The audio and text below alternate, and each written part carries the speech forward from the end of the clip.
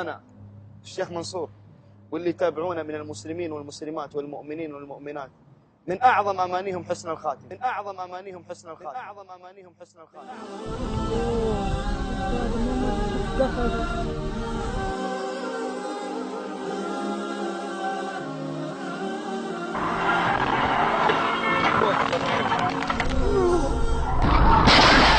قال صلى الله عليه وسلم: صنائع المعروف تقي مصارع السوء.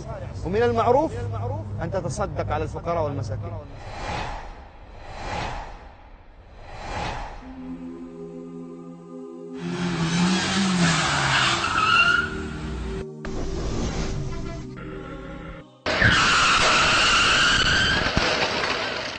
ولذلك ادفعوا عن أنفسكم البلاء، إن الصدقة تطفئ غضب الرب وتقي مصرع السوء.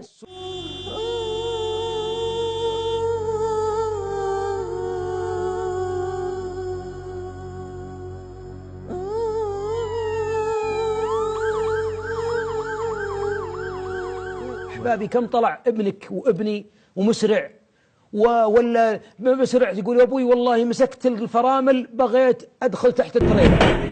ما هو بحولك يا ولدي، ولا هو بأنك شاطر في السواقة، الله يجزاك خير. لعل أما دعت ولعل صدقة دفعت عنك.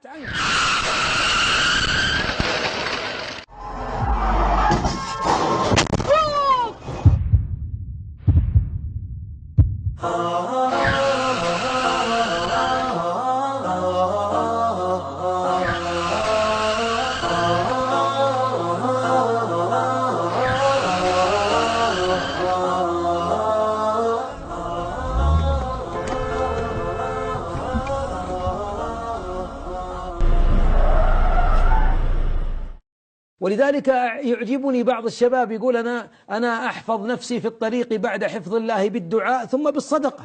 أتصدق، هي أعظم ما يحفظ الإنسان. أنت إذا ودعت الصدقة عند الله استودع الله كل شيء تحبه. الله أكبر، الله عظيم.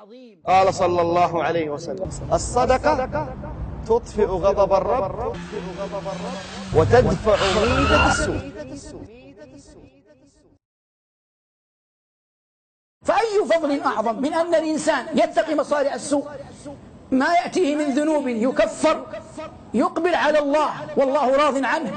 في ظلمة القبور تأتي الصدقة تذهب عنه حر القبر. الهم في عينيه يجرح قلبه وأعطى يديك له دواء شافي. جد بالقليل لكي تزيد سعادة وتفوز من مولاك بالأضعاف، وتفوز من مولاك بالأضعاف.